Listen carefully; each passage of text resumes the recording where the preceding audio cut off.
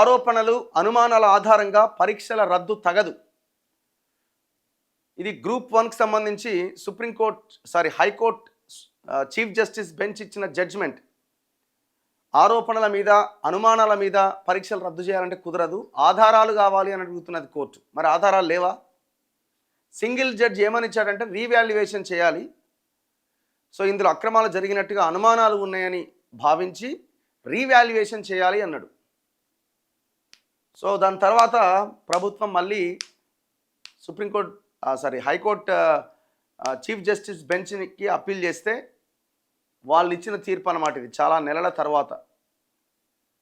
లేదంతా పారదర్శకంగానే జరిగింది, ఏమి ఇబ్బంది లేదు, కంటిన్యూ అపాయింట్మెంట్కి ఏమి ఇబ్బంది లేదని చెప్పింది. ఆల్రెడీ ఎప్పుడో అయిపోయినాయి అపాయింట్మెంట్స్ కూడా. సో ఇప్పుడు ఈ పిల్లలు ఏమంటున్నారంటే మేము సుప్రీంకోర్టుకి వెళ్తామంటున్నారు. సుప్రీంకోర్టుకి వెళ్తే మరి సుప్రీంకోర్టు ఏమంటుందో చూడాలి.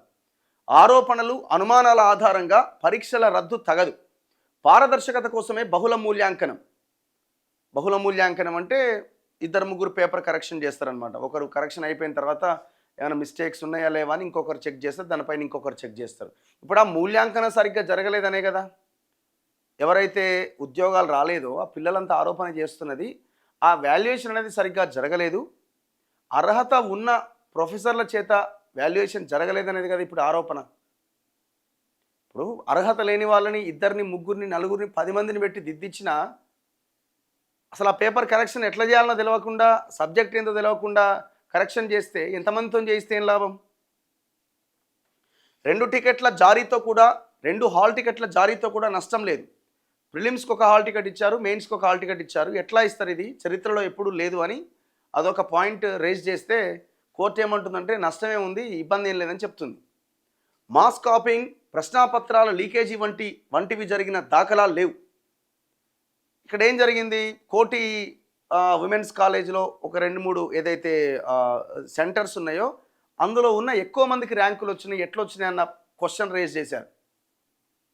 అండ్ ఇప్పుడు ఓవరాల్గా మనం వ్యూ అనే కాకుండా పర్సన్ టు పర్సన్ మనం చెక్ చేసినా కూడా కొన్ని దగ్గర తెలుగు మీడియం స్టూడెంట్స్కి అన్యాయం జరిగింది, ఇంగ్లీష్ మీడియం స్టూడెంట్స్ ఎక్కువ మంది పాస్ అయ్యారనేది లెక్కలు కనిపిస్తున్నాయి. ఒకటి. రెండోది, పర్సన్ టు పర్సన్ మనం కరెక్షన్ చేసుకున్నా కూడా కొంతమంది అసలు ఏమీ చదవని వాళ్ళకు కూడా ర్యాంకులు వచ్చినాయి అన్న ఆరోపణలు కూడా ఉన్నాయి. సరే, ఎవరైతే సీట్లు వచ్చిన ప్రతి ఒక్కరూ, ఇవాళ ఉద్యోగాలు వచ్చిన ప్రతి ఒక్కరు అంతే అని అనుకోవడానికి వీల్లేదు. మళ్ళీ అది కూడా ఒకటి ఉన్నది. వీళ్ళు తెలంగాణ బిడ్డలే, వాళ్ళు తెలంగాణ బిడ్డలే. ప్రతి ఒక్కరికి అన్యాయం జరిగింది, ప్రతి ఒక్కరూ అన్యాయంగా అపాయింట్ అయ్యారు అనుకోవడం కూడా తప్పు. అందులో కొన్ని నియామకాలకు సంబంధించి కుట్ర జరిగిందన్నది ఆరోపిస్తున్నారు. అదేం లేదని కోర్టు చెప్తున్నది. తెలుగు అభ్యర్థులకు అన్యాయం జరిగింది అనేందుకు ఆధారాలు లేవు, ఆధారాలు కావాలని అడుగుతున్నది కోర్టు. గ్రూప్ 1 పైన సింగిల్ జడ్జి ఇచ్చిన తీర్పు రద్దు. తుది తీర్పు వెలువరించిన హైకోర్టు ధర్మాసనం. పబ్లిక్ సర్వీస్ కమిషన్ వంటి రాజ్యాంగబద్ధ సంస్థ నిర్వహించిన పరీక్షల పవిత్రతను ఊహాగానాలు, నిరాధారమైన ఆరోపణల ఆధారంగా అవమానించలేమని హైకోర్టు స్పష్టం చేసింది. మాస్ కాపీయింగ్, ప్రశ్నాపత్రాల లీకేజీ జరిగినట్టు కానీ, ఒకరు లేదంటే కొందరు అభ్యర్థులకు అనుకూలంగా పరీక్షల్లో సహకరించారని కానీ స్పష్టమైన ఆధారాలు లేకుండా ఏకపక్షంగా పరీక్ష రద్దు చేయడం సరికాదని తేల్చి చెప్పింది. గ్రూప్ 1 పరీక్షల నిర్వహణ, మూల్యాంకనంలో అవకతవకలు జరిగాయని,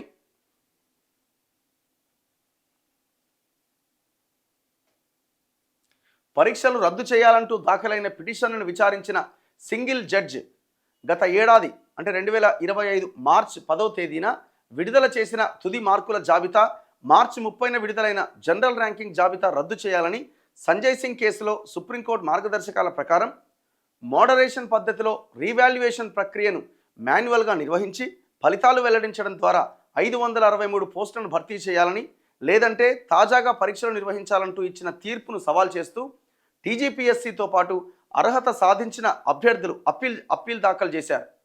వీటిపైన విచారించిన ప్రధాన న్యాయమూర్తి justice Aparesh Kumar Singh, justice GM మొహియుద్దీన్లతో కూడిన ధర్మాసనం గురువారం 123 పేజీల తుది తీర్పును వెలువరించింది. సింగిల్ జడ్జ్ ఉత్తర్వులు రద్దు చేసింది. ఆ తీర్పులో ఉన్న ప్రధాన అంశాలు ఏంటంటే, అనుమానాలే కానీ ఆధారాలు లేవు. గ్రూప్ 1 ప్రిలిమ్స్, మెయిన్స్కు వేరువేరు హాల్ టికెట్లు జారీ చేయడం అనుమానాస్పదంగా ఉందని సింగిల్ జడ్జి పేర్కొన్నారు. అయితే పరీక్షల నోటిఫికేషన్లో 2 హాల్ టికెట్ల జారీపై ఎలాంటి నిషేధం లేదు. 2 హాల్ టికెట్ల జారీ అనేది పిటిషనర్లను ఏ విధంగా నష్టపరిచిందో చూడాలి. ఆ కారణంగా తుది ఫలితాల్లో ఒకరు లేదా కొందరికి ప్రయోజనం చేకూరినట్లు నిరూపణ అయ్యిందా అన్నది విశ్లేషించాలి. ఈ పిటిషన్కు సంబంధించి సింగిల్ జడ్జ్ అలాంటి నిర్ధారణ ఏది చేయలేదు. మెయిన్ పరీక్షలకు కొత్తగా హాల్ టికెట్ జారీ చేస్తుండడం వల్ల పరీక్షల పవిత్రత దెబ్బతిన్నదని పిటిషనర్లు వాదిస్తున్నప్పటికీ అది ఎలాగో నిరూపించడంలో విఫలమయ్యారు. పరీక్షా కేంద్రాల ఆరోపణలకు కూడా ఆధారాలు లేవు. పరీక్షా కేంద్రాల పెంపుతో పాటు కేటాయింపులకు సంబంధించి కమిషన్ పూర్వకంగా వ్యవహరించిందన్న ఆరోపణలను పిటిషనర్లు నిరూపించలేకపోయారు. పరీక్షా కేంద్రాల కేటాయింపు కంప్యూటర్ సాఫ్ట్వేర్ ద్వారా జరిగిందని, పురుషులకు మరుగుదొడ్లు లేకపోవడం వల్లనే కొన్ని కేంద్రాలను మహిళలకు కేటాయించామని కమిషన్ వెల్లడించింది.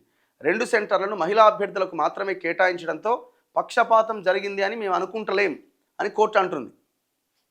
ఏకరీతి మూల్యాంకనం.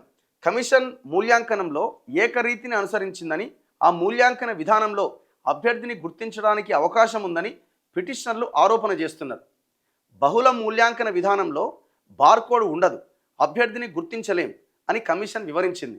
పైపెచ్చు కమిషన్ ఏ ఒక్క అభ్యర్థికి అనుకూలంగా వ్యవహరించినట్లు పిటిషనర్లు నిర్దిష్టమైన ఉదాహరణ చూపలేకపోయారు. నిష్పక్షపాతంగా పరీక్ష నిర్వహించడంలో కమిషన్ విఫలమైందని నిరూపించలేకపోయారు. పరీక్ష రాసిన అభ్యర్థులందరి ప్రొవిజనల్ మార్కుల జాబితాను కమిషన్ వెల్లడించి ఉంటే ఇతర అభ్యర్థుల మార్కులతో పోల్చుకోవడానికి అవకాశం ఉండేది అని సింగిల్ జడ్జి తీర్పులో పేర్కొన్నారు. అయితే ప్రతి అభ్యర్థి లాగిన్ ద్వారా తనకు పేపర్ వారీగా వచ్చిన మార్కులు చూసుకునే అవకాశం ఉన్నది. తన మార్కుల రీకౌంటింగ్ కోసం మరొకరికి కేటాయించిన మార్కులను తెలుసుకోవాలి అన్నది అనుమతించదగ్గ అంశం కాదు. తెలుగు అభ్యర్థులకు అన్యాయం జరిగిందనడం కూడా ఊహాజనితమే. తెలుగు భాషలో ప్రావీణ్యం ఉన్న మూల్యాంకనదారులు అంటే ఎవరైతే దిద్దే వాళ్ళు ఉన్నారో ప్రత్యేకంగా లేకపోవడం వల్ల తెలుగు మీడియం అభ్యర్థులకు అన్యాయం జరిగిందని సింగిల్ జడ్జ్ చెబుతున్న దానిలో వాస్తవాలు లేవు. డిగ్రీ కాలేజ్ అధ్యాపకులు తెలుగు, ఇంగ్లీష్ భాషల్లో బోధిస్తున్నారు. అందువల్ల 2 భాషల్లోనూ మూల్యాంకనం చేయడానికి వారు సమర్థులే. సింగిల్ జడ్జ్ వాస్తవ ఆధారాల కంటే ఊహాజనితమైన అంశాలపైనే ఎక్కువగా ఆధారపడినట్టు కనిపిస్తోంది అని ధర్మాసనం తీర్పులో వెల్లడించింది. పరీక్షల రద్దు అనేది వ్యవస్థాపరమైన అక్రమాలు జరిగినప్పుడే జరగాలి. అలాంటి ఆధారాలేమీ లేకుండా కేవలం పిటిషనర్లు చేసే ఆరోపణల ఆధారంగా అలాంటి నిర్ణయానికి రాలేం. విస్తృత ప్రజా ప్రయోజనాల నేపథ్యంలో ఏకరీతి మూల్యాంకనం అనుసరించిన కారణంగా ఏ ఒక్క అభ్యర్థికి నష్టం వాటిల్లలేదు. ఎలాంటి ఆధారాలు లేకుండా సంజయ్ సింగ్ కేసులో పేర్కొన్నట్లు మోడరేషన్ పద్ధతిలో రీవాల్యుయేషన్ నిర్వహించాలి అన్న సింగిల్ జడ్జ్ ఉత్తర్వులు నిలబడవు. మూల్యాంకనం నిమిత్తం కమిషన్ 351 మందిని నియమించింది. అభ్యర్థి గుర్తింపును గోప్యంగా ఉంచి ఒకరికంటే ఎక్కువ మందితో మూల్యాంకనం జరిపించి మార్కులు కేటాయించినప్పుడు ఎలాంటి ఆధారం లేకుండా కేవలం ఆరోపణలతో 20,000 మందికి చెందిన మూల్యాంకన ప్రక్రియను కలుషితం చేయలేం అని high court chief justice Aparesh Kumar ధర్మాసనం నిన్న తుది తీర్పును వెలువరించింది. సో ఇది గ్రూప్ 1 మీద జరుగుతున్న దానికి ప్రస్తుతానికైతే ఫుల్ స్టాప్ పడ్డట్టు కనబడుతున్నది. ఎందుకంటే ఇక అల్టిమేట్గా కోర్టులే కదా. ఇప్పుడు ఎంత మనం అన్యాయం జరిగిందని మొత్తుకున్నా అల్టిమేట్గా మళ్ళీ కోర్టులే కదా. ఇప్పుడు మనకున్న ఆప్షన్ ఏంటి అంటే అభ్యర్థులకి ఎవరైతే అక్రమాలు జరిగాయని ఆరోపిస్తున్న వాళ్ళకి ఉన్న ఆప్షన్ మళ్ళీ సుప్రీంకోర్టులో ఏమైనా అవకాశం ఉంటే అక్కడ కొట్లాడుకోవాల్సింది. అదర్వైజ్ మనకి ఛాన్స్ ఏముంది ఇంకా. ఇక చాలామంది రకరకాలుగా మాట్లాడుతున్నారు. ఈ మధ్య ముఖ్యమంత్రి రేవంత్ రెడ్డి చాలామందిని కలిసిండు. దేనికి కలిసిండు? గ్రూప్ 1 కోసమే. ఎవరిని కలిసిండని నేను చెప్పను, ఇక మళ్ళీ అదో పెద్ద లొల్లి అవుతుంది అని వాళ్ళు చాలామంది ఫేస్బుక్లో, వాట్సాప్లో స్టేటస్లుగా చాలామంది పెట్టుకుంటున్నారు. ఏందన్నది మనం ఏం మాట్లాడలేం. ఇప్పుడు అది ఎట్లా చెప్తాం మనం?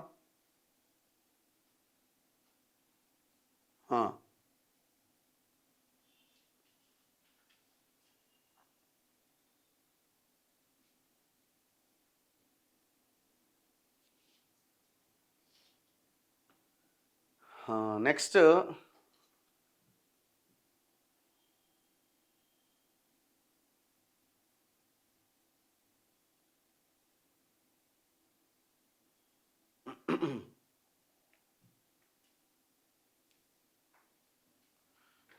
సో మాట్లాడదాం. ఎవరైనా గ్రూప్ 1 క్యాండిడేట్స్ ఎవరైనా ఉంటే దాని మీద కామెంట్ పెట్టే ప్రయత్నం చేయండి. Very good morning.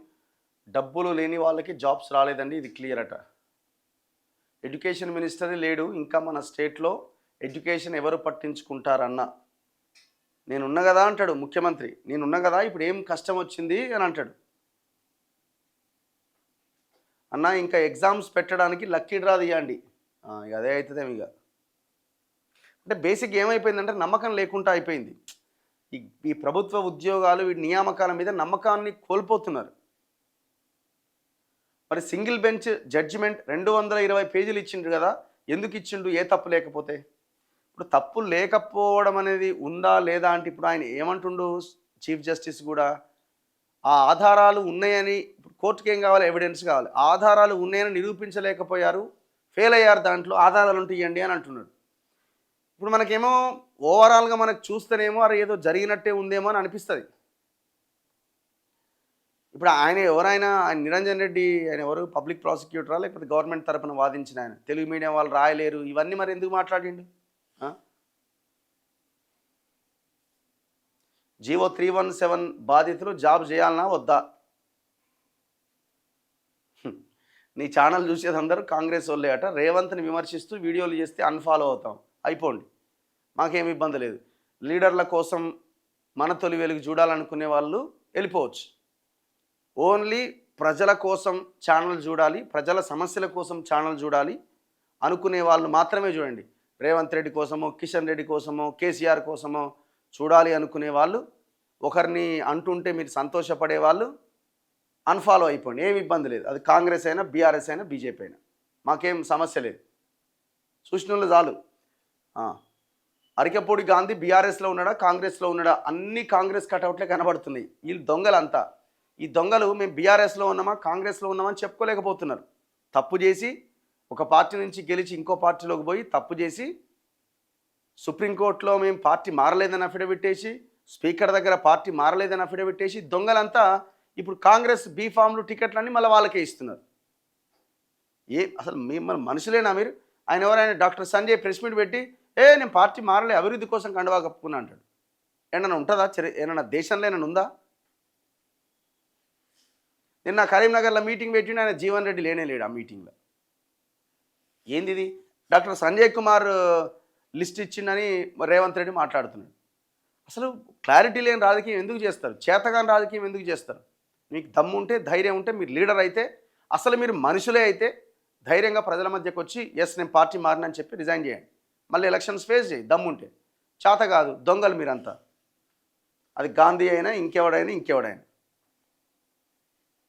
కరెక్షన్ చేసిన వాళ్ళే చెప్పారట, అంతగా సీరియస్గా కరెక్షన్ చేయలేదు, చాలా స్పీడ్గా చేశాం, డైలీ 70 పేపర్లు కరెక్ట్ చేశారట. యాక్చువల్గా చాలామంది ఏమన్నారంటే కొంత స్టార్టింగ్లో కొంత లిబరల్గా కరెక్ట్ చేసిరని, దాని తర్వాత మళ్ళీ కొంత టైట్ చేసి, మళ్ళీ ప్రాసెస్ మళ్ళీ కొంత టైట్ చేసినట్టుగా రకరకాలుగా వార్తలు వచ్చినాయి. విజయపాల బిల్లు రావట్లేదట, కొంచెం చెప్పండి. ఉబర్ సమస్యలపైన మాట్లాడండి. ఇప్పుడు ఆ భారత్ ట్యాక్సీ ఏమైంది? నిన్న ఓపెన్ చేసినట్టుగా.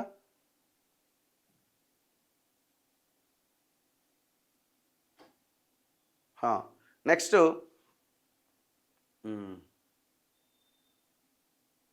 రఘు అన్నగారు, మీరు అర్బన్ నక్సలైట్గా మారడానికి కారణం ఏంటి? రీజన్ చెప్పండి ప్లీజ్. అసలు అర్బన్ నక్సలైట్ అనే పదానికి అర్థం ఏంది నాకు అర్థం కాలే. మరి ఎవడో దుర్మార్గులు కనిపెట్టిన వర్డ్ అది.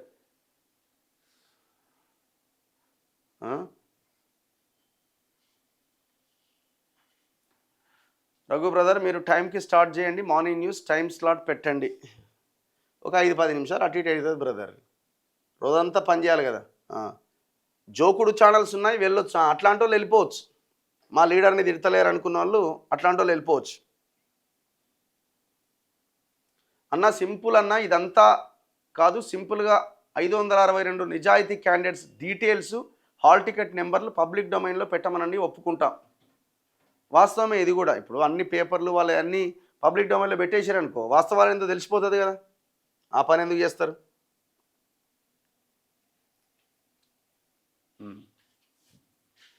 రఘు గారు, మీ లైన్ కరెక్ట్, కంటిన్యూ చేయండి అంతే. వీడియో ఆగిందా? ఎవిడెన్స్ స్టూడెంట్స్కి ఎలా దొరుకుతుందన్న టీజీపీఎస్సీ ఇంటర్నల్గా చేసే మోసం మీద ఎవిడెన్స్ స్టూడెంట్స్కి ఎలా దొరుకుతుంది చెప్పండి. వస్తుంది, ఓకే, థ్యాంక్ యూ. నెక్స్ట్